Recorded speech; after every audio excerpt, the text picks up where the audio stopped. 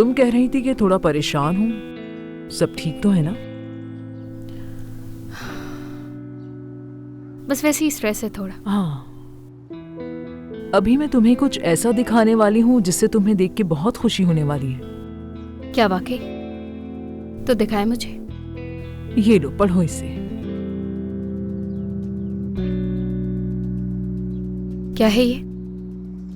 कभी कभी इंसान समझ ही नहीं पाता कि उसको जिम्मेदारियां कितनी जल्दी बड़ा कर देती हैं।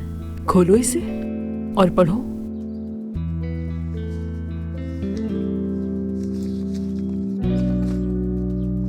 डॉक्यूमेंट है?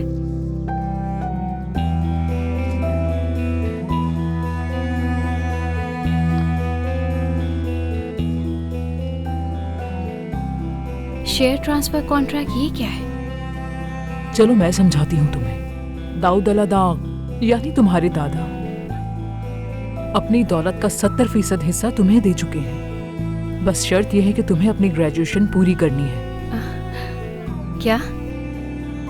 सच पूछो, पहली बार जानकर तो मुझे भी बहुत हैरत हुई थी, पर यही हकीकत है। कैसे?